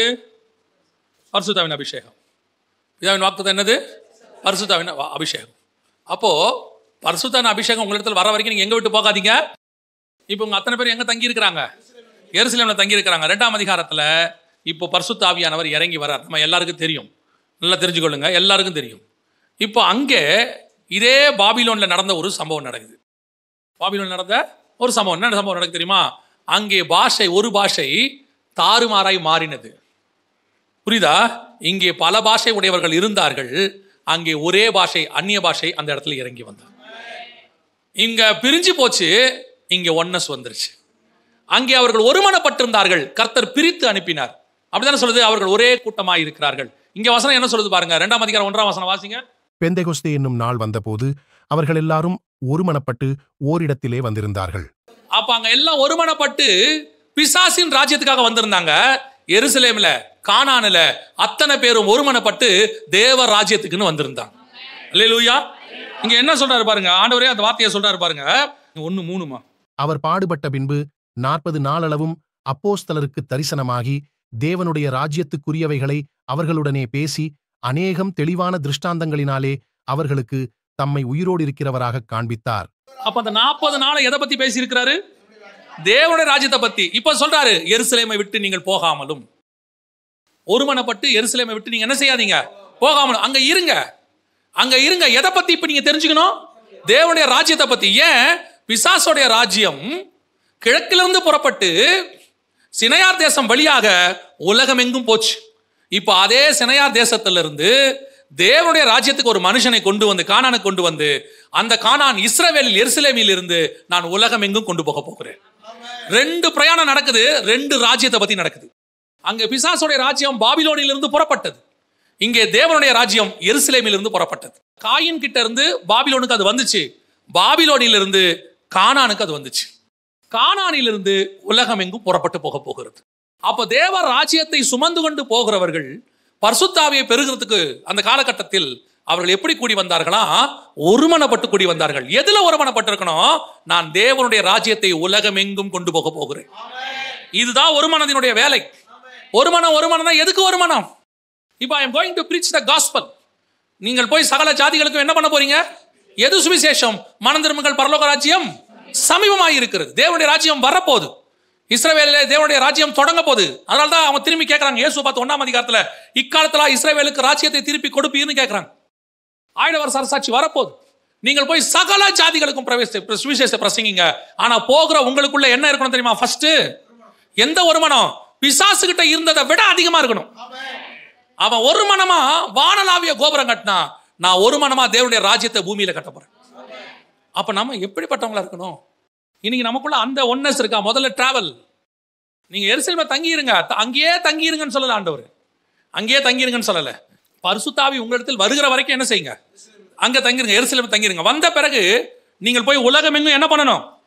8வது வசனம், பரிசுத்தாவி உங்களிடத்தில் வரும்போது நீங்கள் பெலனடைந்து எருசலேமிலும் யூதேயா முழுவதிலும் சமாரியாவிலும் பூமியின் கடைசி பரியந்தமும் எனக்கு சாட்சிகளாயிருப்பீர்கள் என்றார். என்ன அழகா ப்ரொசீஜரா செய்றார் பாருங்க. 40 நாள் தேவனுடைய ராஜ்யத்தை பத்தி ஃபுல்லா பேசுறாரு. பேசி முடிச்சுட்டு 40 நாள் போகும்போது சொல்றாரு, ஒரு 10 நாள், அதாவது பரிசுத்தாவி உங்களிடத்தில் வருகிற வரைக்கும் எங்க தங்கியிருங்க? எருசலேம்ல தங்கியிருங்க. பிதாவின் வாக்கு தத்தம் உங்களுக்கு நிறைவேறும்.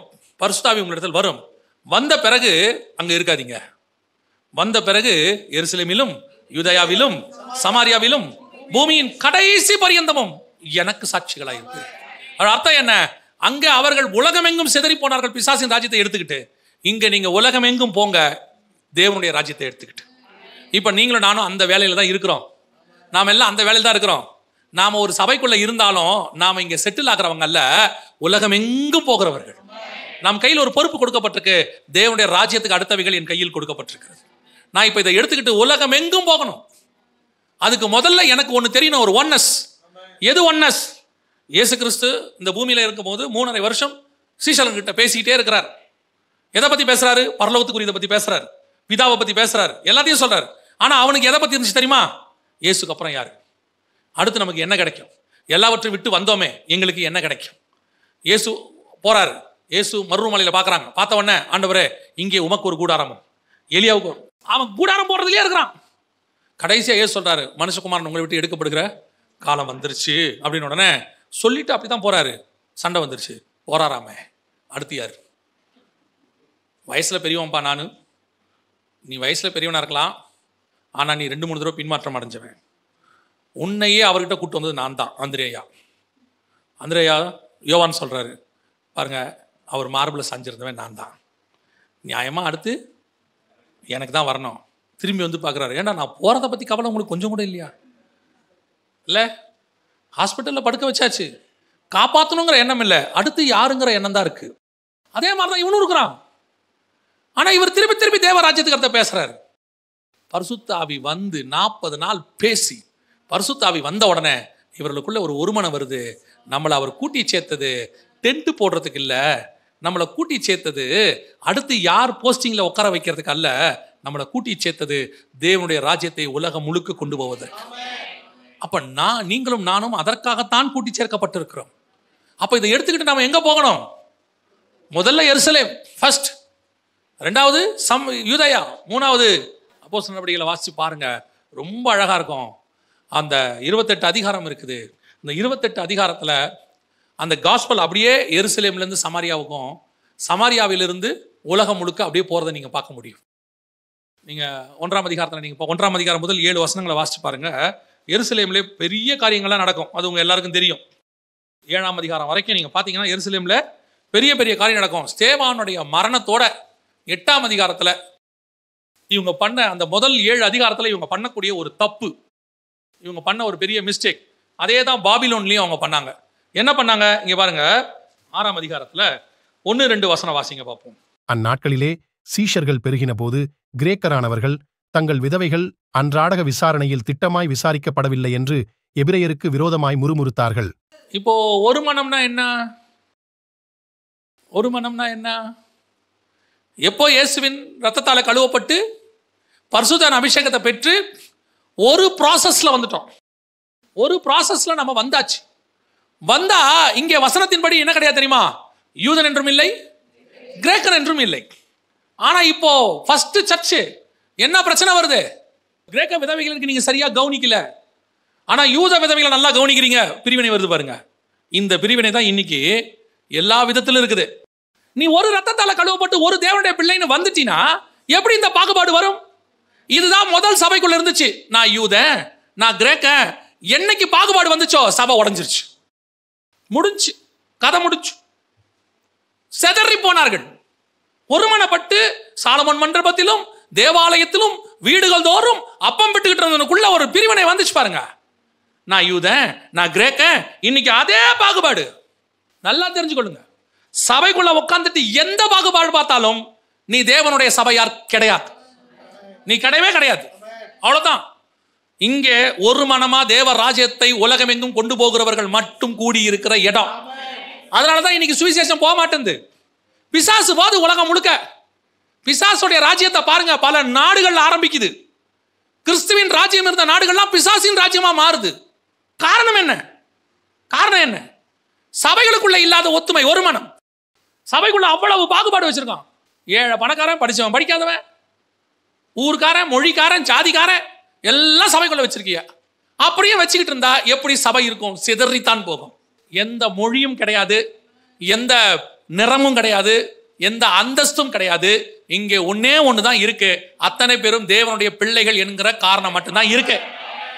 இங்கே எங்க யூதன் கிரேக்கன்னு வரவே கூடாது, எதுவுமே வரக்கூடாது. இங்க எந்த பாகுபாடுமே கிடையாது. இது தேவனுடைய சபை, இது தேவனுடைய சரீரம். அப்ப சபையில் இருக்கிற அத்தனை பேரும் ஒரே தேவனுடைய சரீரம் தானே. உனக்குள்ள எப்படி இத்தனை பாகுபாடு வரும்? சொல்ல முடியாது. அவ்வளவுதான், முடிஞ்சு போச்சு, கதை முடிஞ்சு. கவனிச்சு கொள்ளுங்க, சபையில பாகுபாடு வந்தால் சபை பிரிந்து போகும். இப்போ சுவிசேஷம் எங்க போகுது தெரியுமா? 8ஆம் அதிகாரத்துக்கு எங்க போயிருச்சு பாருங்க. 8ஆம் அதிகாரத்துல 3வது வசனம் வாசிங்க பார்ப்போம். 8:3. சவுல் வீடுகள் தோறும் நுழைந்து புருஷரையும் ஸ்திரீகளையும் இழுத்து கொண்டு போய் காவலில் போடுவித்து சபையை பாழாக்கிக் கொண்டிருந்தான். சிதறிப்போனவர்கள் எங்கும் திரிந்து சுவிசேஷ வசனத்தை பிரசங்கித்தார்கள். சிதறி போனவர்கள் எங்கும் திரிந்து எங்க சிதறி போனாங்க பாருங்க. அடுத்த வசனம். அப்பொழுது பிலிப் என்பவன் சமாரியாவிலுள்ள ஒரு பட்டணத்திற்கு போய் அங்குள்ளவர்களுக்கு கிறிஸ்துவை குறித்து பிரசங்கித்தான். எருசலேம் யூதாயாவிலிருந்து எங்க வெளியே போயிருச்சு, சமாரியாவுக்கு. இப்ப சமாரியாவுக்கு போன சுவிசேஷம் அப்படியே நல்லா போயிட்டே இருக்குது, நல்லா போயிட்டே இருக்கு. ஆனா இப்ப 8ஆம் அதிகாரத்துக்கு அப்புறம் பவுல் ஆரம்பிச்சிட்டார், உள்ள வந்துட்டார். பவுல் மினிஸ்ட்ரி ஸ்டார்ட் ஆயிருது. 9ஆம் அதிகாரத்துக்கு அப்புறம் பவுலுடைய மினிஸ்ட்ரி என்ன ஆகுது? ஸ்டார்ட் ஆயிருச்சு. 17ஆம் அதிகாரம் வரைக்கும் போயிட்டு இருக்கு, நல்லா அற்புதமா போயிட்டு இருக்குது மினிஸ்ட்ரி. ஆனா அந்த யூதா இருக்கான் பாருங்க, சொந்த ஜனம், அவனை என்ன பண்ணுது? என்ன பண்ணுது? அவனை மினிஸ்ட்ரி பண்ணவே விட மாட்டேங்குது. போற இடத்துலலாம் தொல்லை. யாரு? சொந்த ஜனம். போற இடத்துலலாம் தொல்லை. உன்னை பண்ண விட்றமா பாரு, கொலை செய்ய வகை தேடுறது, அப்படியே போகிற இடத்துலலாம் சண்டை போடுறது. இன்றைக்கி சுவிசேஷம் அந்த நிலைமையில தான் 2வது ஸ்டேஜில் இருக்குது.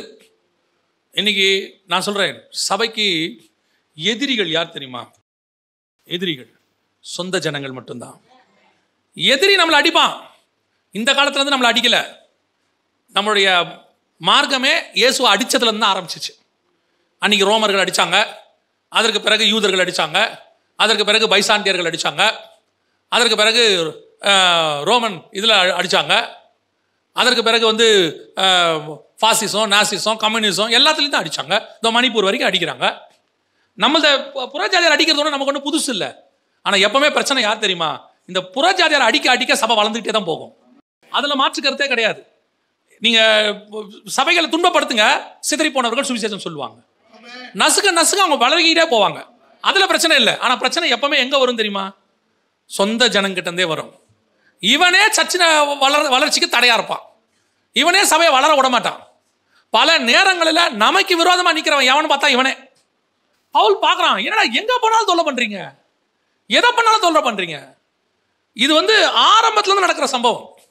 இப்போ நான் சொல்லுவேன், பல நேரங்களிலே நமக்கு புறஜாதியார் எதிர்ப்பு தெரிவிக்கிறார்கள் என்பது ஒரு பக்கம். அவங்க அடிக்கிறாங்க, உதைக்கிறாங்க, அது இல்லைன்னே சொல்லலை, அது நடக்குது.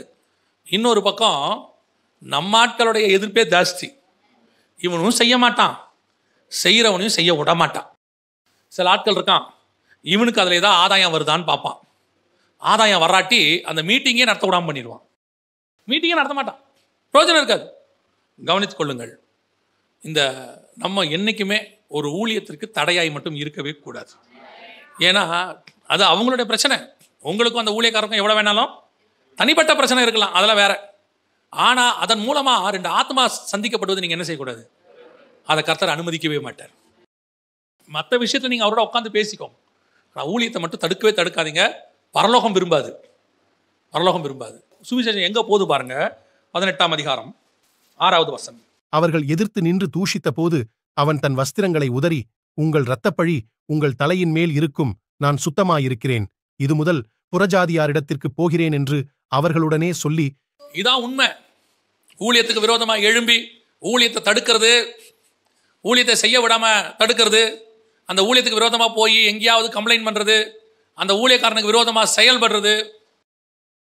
தனிப்பட்ட முறையில் அந்த ஊழியக்காரனோட என்ன பிரச்சனை இருக்குது அது உங்களுக்கு வேற. ஆனால் நடக்கிற ஊழியத்தை என்ன செய்யக்கூடாது? தடுக்கக்கூடாது. அதனுடைய விளைவு என்ன தெரியுமா? அவன் இரத்தப்பழி உங்கள் தலையின் மேல் இருக்கும், நான் சுத்தமாக இருக்கிறேன், இது முதல் புறஜாதியாரிடத்துக்கு போகிறேன் என்று. அதோட காஸ்பல் எங்க போயிருச்சு? புறஜாதியாருக்கு போயிருச்சு. 1 முதல் 7 எருசலேம் யூதயா, 8 முதல் 17 சமாரியா, 18 முதல் 28 புறஜாதியார், பூமியின் கடைசி பரியந்தம். அதாவது 1:8 சொன்னார் இல்லையா அப்போஸ்தலர் நடவடிக்கைகளில், அவர் சொன்னது அப்படியே 100% நிறைவேறிடுச்சு. இப்போ இவர்கள் எடுத்துக்கிட்டு உலகம் எங்கும் புறப்பட்டு போயிட்டாங்க. இப்போ புரியுதா? எருசலேமில் ஆரம்பிச்சு இப்போ இவங்க எங்கே போயிட்டாங்க? உலகம் எங்கே போயிட்டாங்க? தோமா இங்கே வந்துட்டாரு, அவர் மாசிடோனியா போயிட்டாரு. இவர் இன்னும் பெரிய விஷயம், இவர் பாபிலோனுக்கு நிறுவனங்கள் எழுதி அனுப்பிச்சிட்டார். பேதுரு அவர் சொல்வார், இது பாபிலோனில் வாசிக்கப்படுவதாக. இப்போ என்ன ஆயிடுச்சு பாருங்க, பாபிலோனில் ஆரம்பிச்சதான 1 பேதுரு 5:13 வாசிங்க. உங்களுடனே கூட தெரிந்து கொள்ளப்பட்டிருக்கிற பாபிலோனில் உள்ள சபையும் என் குமாரனாகிய மார்க்கும் உங்களுக்கு வாழ்த்துதல் சொல்லுகிறார்கள். பாபிலோனில் உள்ள, இப்ப நல்லா புரியுதா? ஏதேனிலிருந்து காயின் புறப்பட்டு வந்து கிழக்கிலிருந்து அராரத்துக்கு, அராரத்திலிருந்து அவங்க பாபிலோனுக்கு போயிட்டாங்க. இப்ப கர்த்தர் பாபிலோனிலிருந்து ஆரம்பித்து கானானுக்கு வந்து, இஸ்ரவேல் எருசலேமிலிருந்து ஆரம்பித்து பூமியின் கடைசி பரியந்தத்துல கடைசியா சுவிசேஷம் எங்க வந்துருச்சு? பாபிலோனுக்கு வந்துருச்சு. பிசாசின் ராஜ்யம் ஏதேன்ல ஆரம்பிச்சு பாபிலோன்ல முடிஞ்சு, பாபிலோன்ல இருந்து உலகம் ஃபுல்லா போச்சு. தேவனுடைய ராஜ்யம் பாபிலோனிலிருந்து புறப்பட்டு எருசலேமுக்கு வந்து, எருசலேமிலிருந்து உலகம் எங்கும் போய் பாபிலோனுக்குள்ள வந்துருச்சு. எப்பேர் தேவ சபை இப்ப எங்க வந்துருச்சு? பாபிலோனுக்குள்ள வந்துருச்சு. ஏதேனுக்குள்ள பாம்பு வந்துச்சு, ஆனா வெளியே போயிருச்சு. சபையும் வெளியே போயிருச்சு, ஏவானும் வெளியே போயிட்டா. அப்படி வெளியே போன இடத்துல இருந்து கர்த்தர் இப்ப என்ன செஞ்சுட்டார் தெரியுமா? அவன் கூட்டிட்டு போய் ஒரு ஆதிஸ்தானத்தை உண்டாக்கினா பாபிலோன்னு. அந்த பாபிலோனுக்குள்ள எந்த சபையை நீ வெளியே கூட்டிட்டு போனியோ அந்த சபையை கர்த்தர் கொண்டு போய் உள்ளே உட்கார வச்சுட்டார். அல்லேலூயா! இதுதான் கர்த்தருடைய மகத்துவம். எங்க நீ அவர் ராஜ்யத்துக்கு விரோதமா எழும்புறியோ அங்கேயே அவர் ராஜ்யத்தை ஸ்தாபிப்பார். நீங்க என்ன நினைச்சீங்க? கர்த்தரை ஏதோ சபை பலகீனம் நினைச்சீங்களா? ஊழியக்காரன் பலகீனமானவன் நினைச்சீங்களா? கிடையவே கிடையாது. சபை இந்த பூமியில் இருக்கிறதுலயே பலமான ஸ்தாபனம். ஏன் தெரியுமா? பூமியில் இருக்கிற எதையும் எதை வேணாலும் மேற்கொள்ளும், ஆனால் சபையை பாதாளம் கூட மேற்கொள்ளாது. கர்த்தர் வல்லமையுள்ள பராக்கிரமா வச்சிருக்கிறார். இப்ப சுவிசேஷத்தினுடைய பிரயாணத்தினுடைய முடிவாக இந்த ராஜ்யம் பாபிலோனுக்குள்ள போயிருச்சு. பாபிலோன்ல தொடங்கி அவன் ராஜ்யம் வந்துச்சு, ஆனா எருசலேம்ல தொடங்கி தேவராஜ்யம் பாபிலோனுக்குள்ள போயிருச்சு. எவ்வளவு பெரிய ஆசீர்வாதம் பாருங்க. அதுதான் கர்த்தர் சபைக்கு வச்சிருக்கிற வல்லமை. தேவராஜ்யம்னா சும்மா கிடையாது. இன்னைக்கு பாபிலோனுக்குள்ள தேவனுடைய சபையை கொண்டு வர அளவுக்கு கர்த்தர் வல்லமை உள்ளவராய் இருக்கிறார். யோசித்து பாருங்க கர்த்தர் எப்படி செஞ்சிருக்கிறார்னு சொல்லி. இந்த பிரயாணத்துல தான் நீங்களும் நானும் இருக்கிறோம். இப்ப இந்த பிரயாணத்துல கர்த்தர் உங்களை என்னையும் வச்சிருக்கிறாரு. நீங்களும் நானும் சிதறி போனவர்களா இருக்கணும், செட்டில் ஆகிறவங்களா இருக்கக்கூடாது, ஒருமனப்பட்டவர்களா இருக்கணும். என்ன ஒருமனம் தெரியுமா? தேவ ராஜ்யத்துக்கு ஒருமனப்பட்டவர்களா இருக்கணும். எல்லாரும் ஒருமனப்பட்டு நாம எல்லாம் சபை வாங்கறதுக்காக ஜெபம் பண்ண போறோம், அதுக்கு ஒருமனம் இல்ல. நாம எல்லாம் ஒருமனப்பட்டு பெரிய மண்டபம் கட்டுறதுக்கு ஒருமனப்பட போறோம், அதுக்கு ஒருமனம் இல்ல. நாம எல்லாரும் சேர்ந்து ஒருமனப்பட்டவர்களாக நாம் ஒரு டூர் போக போறோம், அதுக்கு ஒருமனம் இல்ல. எதுக்கு ஒருமனம் தெரியுமா? தேவ ராஜ்யத்தை சுமந்து கொண்டு உலகம் எங்கும் போக போறோம், அதற்கு அவர்கள் ஒருமனப்பட்டவர்களாக இருந்தார்கள். அப்படி ஒருமனப்பட்டவர்களுக்குள்ள யூதனும் இல்லை, கிரேக்கனும் இல்லை, எந்த மொழிக்காரனும் இல்லை, எந்த இனக்காரனும் இல்லை, எந்த ஜாதிக்காரனும் இல்லை. இங்கே அத்தனை பேரும் இயேசுவின் ரத்தத்தாலே கழுவப்பட்ட ஒரே பிள்ளைகளாக தேவ ராஜ்யத்தை சுமந்து கொண்டு போக போகிறோம். இன்னைக்கு பாபிலோனுக்கு போன சுவிசேஷம் இன்னைக்கு உலகம் எங்கும் எல்லா நாடுகளிலும் சபை இருக்கிறது. இன்னும் வரும் நம்முடைய வேலையும் அதை செய்து முடிக்கிறதா. ஒரு நாள் பரலோகத்தில் செய்யப்படுவது போல அவருடைய ராஜ்யம் பூமியிலும் செய்யப்படும். அல்லேலூயா. அந்த பிரயாணத்துல தான் கர்த்தர் உங்களை எண்ணி வச்சிருக்கிறார். இப்ப நம்ம ரெடியா இருக்கிறோமா? பிரயாணப்படுறோமா? விசுவாசின்ற பேர் இருக்குதே ஒழிய சபைக்குள்ள நீங்களும் நான் எந்த சிந்தையுடையவங்களா இருக்கிறோம்? இன்னைக்கும் கேட்டு பாருங்க. ஜப குறிப்பு என்ன? உங்களுடைய ஜப குறிப்பு என்ன? எப்படியாவது பொண்ணுக்கு கல்யாணம் பண்ணி பார்த்துடணும். உங்க ஜப குறிப்பு அதல்ல. பாஸ்டர், நான் ஒரு பிரயாணத்தில் இருக்கிறேன், நல்ல போராட்டத்தை போராடி கொண்டு இருக்கிறேன், நான் ஓட்டத்தை முடிக்க எனக்கு சொல்லிக் கொடுங்க பாஸ்டர், நான் ஓட்டத்தை முடிக்க எனக்கு ஆண்டவர் கிருபை தரணும்னு எனக்கு ஒரு ஜெபம் பண்ணுங்க பாஸ்டர். உங்கள் ஜப குறிப்புகள் கீழானவைகள் அல்ல, மேலானவைகளாகவே இருக்கணும், எப்பவும் இருக்கணும். அதுதான் கர்த்தர் விரும்புகிறது. இன்னைக்கு சபை எதை விரும்புது? சபை எதை விரும்புது? உலக பிரகாரமான ஆஸ்தி, உலக பிரகாரமான பிள்ளைகளுடைய எதிர்காலம், உலக பிரகாரமான ஒரு சந்தோஷம், இதுதான் விரும்புகிறோம். அது பிரயாணப்படுகிறவன் அல்ல, அது தங்கி விடுகிறவன். நாம் பிரயாணப்படுகிறவன். நம்முடைய வேலை வேறு. நம்மை கர்த்தர் நடத்தி கொண்டிருக்கிறார். முடிவு பரியந்தம் நிலை நிற்கிறவனே ரட்சிக்கப்படுவான். அல்லேலூயா.